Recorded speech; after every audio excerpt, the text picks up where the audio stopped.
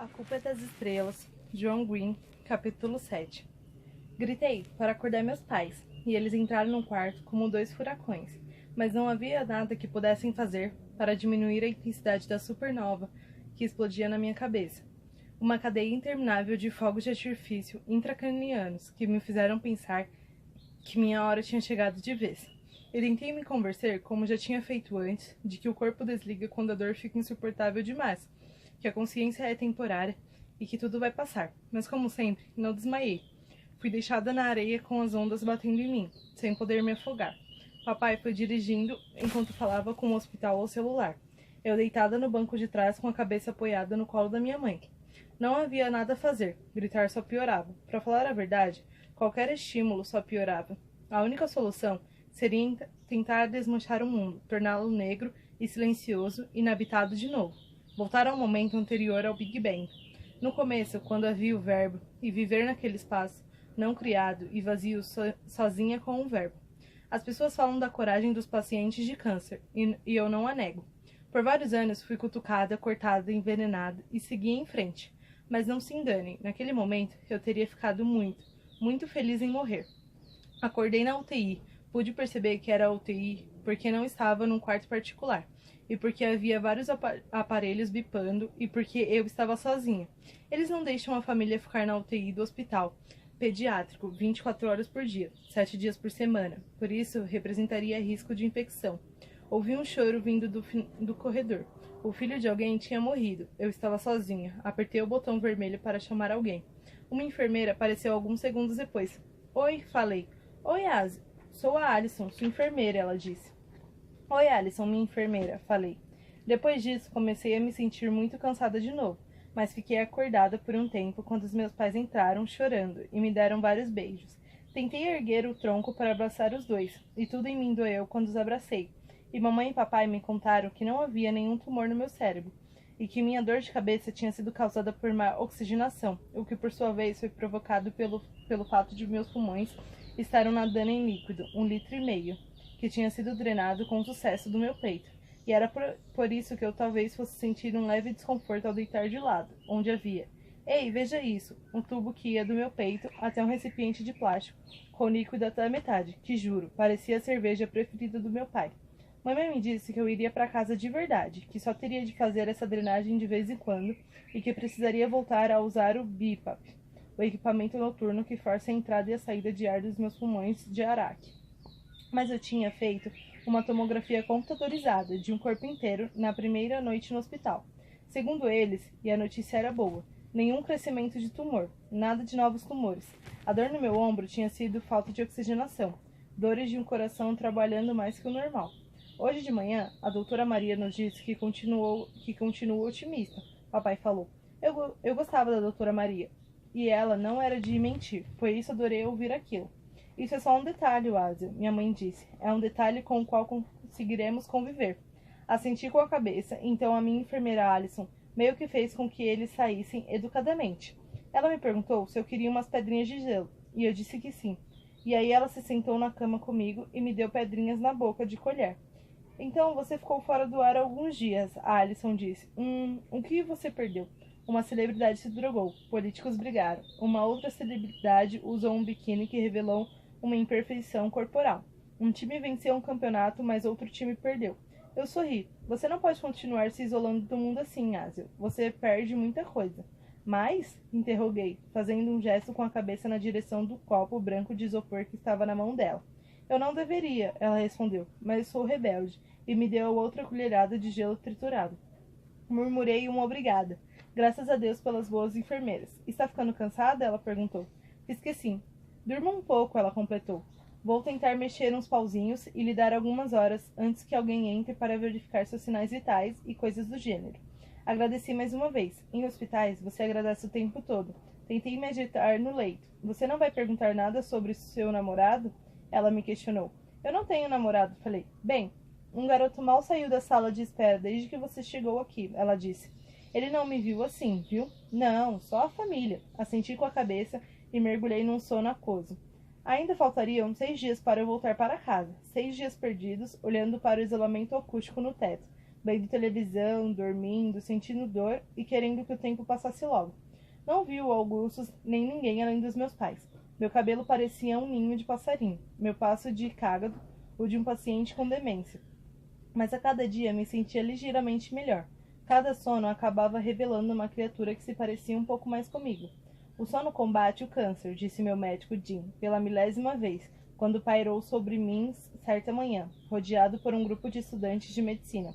Então eu sou uma máquina de combate ao câncer, disse para ele. Isso, você é mesmo, Asa. Continue descansando, e com sorte, poderemos mandá-la para casa logo. Na terça-feira, eles me disseram que eu iria para casa na quarta. Na quarta, 2 residentes minimamente supervisionados removeram um dreno do meu tórax. A sensação foi de estar levando uma facada de dentro para fora, o que no fim das contas não saiu como deveria, por isso eles decidiram que eu teria de ficar até quinta. Já estava começando a pensar que eu era um objeto de algum experimento existencialista de gratificação postergado em modo contínuo, quando na sexta-feira de manhã a doutora Maria apareceu. Me farejou por um minuto e me disse que eu poderia ir embora. Aí a mamãe abriu sua enorme bolsa e mostrou que lá dentro estavam desde sempre minhas roupas de ir para casa. Uma enfermeira veio e retirou os aparatos da terapia intravenosa. Eu me senti livre, mesmo ainda tendo de carregar o cilindro de oxigênio para todo lado. Entrei no banheiro, tomei meu primeiro banho em uma semana e me vesti. Quando saí, estava tão cansada que tive de deitar para recuperar o meu fôlego. Você quer ver o Augustus? Minha mãe perguntou. Pode ser, respondi após alguns instantes. Eu me levantei e me transferi para uma das cadeiras de plástico encostadas na parede, enfiando o cilindro debaixo dela. Aquilo acabou comigo. Papai voltou com Augustus minutos depois. O cabelo dele estava bagunçado, caindo na testa. Seu rosto se iluminou com um legítimo sorriso bobo, à la Augustus Walters, quando me viu. E também não consegui evitar um sorriso. Gus se sentou na poltrona reclinável azul de couro falso que estava perto da minha cadeira. Ele se inclinou para a frente, se aproximando de mim, aparentemente incapaz de conter o sorriso. Mamãe e papai nos deixaram sozinhos, o que foi meio constrangedor. Eu me esforcei para olhar nos olhos dele, embora fossem tão lindos que eram quase impossíveis de encarar. Estava com saudade de você, o Augusto disse. Minha voz saiu mais baixa do que eu gostaria. Obrigada por não tentar me ver quando eu parecia ter saído do inferno. Para falar a verdade, sua aparência não está lá essas coisas. Eu ri. Senti saudade de você também. Só não quero que você veja tudo isso. Só quero, tipo... Não tem importância. Não é sempre que a gente pode ter o que quer. Sério? Ele perguntou. Sempre pensei que o mundo fosse numa fábrica de realização de desejos. Acontece que não é esse o caso, falei. Ele era tão belo. Levantou a mão para pegar a minha, mas eu balancei a cabeça negativamente. Não, falei baixinho. Se vamos ficar juntos, tem de ser, tipo, não assim, tá? Ele disse. Bem, eu tenho boas e más notícias no campo da realização de desejos. Então, falei. A má notícia é que, obviamente, não vamos poder ir a Amsterdã até você melhorar. Mas os gênios vão executar a famosa magia deles quando estiver sentindo bem o suficiente. Essa é a boa notícia? Não, a boa notícia é que enquanto você dormia, Peter von Houten compartilhou um pouco mais de sua mente genial conosco. Ele aproximou a mão da minha de novo, dessa vez para colocar nela uma folha bem dobrada, um papel timbrado sob o nome de Peter von Houten, romantista emérito. Não li a carta até entrar em casa e deitar na minha cama enorme cama vazia, sem qualquer chance de interrupção médica. Levei horas, tentando decifrar a escrita inclinada e garranchosa de Van Houten. Caro Sr. Walters, acabei de receber sua correspondência eletrônica com data de 14 de abril, e estou devidamente impressionado com a complexidade shakespeariana de seu drama. Todos nessa história têm uma armatia sólida, como uma rocha. A dela, estar tão doente, a sua, estar tão bem. Se ela estivesse melhor, ou o senhor mais doente, então as estrelas não estariam tão terrivelmente cruzadas, mas é da natureza das estrelas se cruzar, e nunca Shakespeare esteve tão equivocado quando fez Cássio declarar: a culpa, meu caro Bruto, não é de nossas estrelas, mas de nós mesmos. Fácil falar quando se é um nobre romano, ou Shakespeare, mas não há qualquer escassez de culpa em meio às nossas estrelas. Permanecendo no assunto das falhas do bom e velho William, seu texto acerca de jovem Asio me fez recordar o soneto 55 do Bardo, que, como o senhor deve saber, começa assim: nem o mármore, nem os áureos mazéolos de reis hão de durar mais que meu verso ardente, mas ele brilhareis mais refulgamente.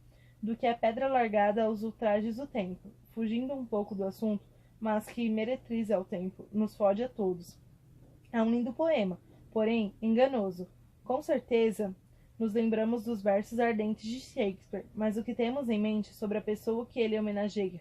Nada. Temos quase certeza de que se trata de um homem. Tudo é mais suposição. Shakespeare nos revelou muito pouco sobre o homem que sepultou em seu sarcófago linguísticos. Perceba também que, quando falamos de literatura, o fazemos no tempo presente. Quando falamos dos mortos, não somos tão generosos. Não se imortaliza a perda escrevendo sobre eles. A escrita enterra, mas não ressuscita. Declaração total e irrestrita. Não sou o primeiro a fazer essa observação. Cf. O poema de Monckleish, nem o mármore, nem os áureos mausoléus, que contém o verso heróico. Direi que morrerás e não se lembrarão de teu passado. Estou a divagar, mas eis a falha. Os mortos são visíveis apenas através do terrível olho vigilante da memória. Os vivos, graças aos céus, mantêm a capacidade de surpreender e de decepcionar. Sua Asel está viva, Walters, e o Senhor não deve se impor sua vontade sobre a decisão de outrem, em particular uma decisão que foi tomada após muita ponderação. Ela deseja salvar guardá-lo da dor, e o Senhor deve deixar que ela assim o faça.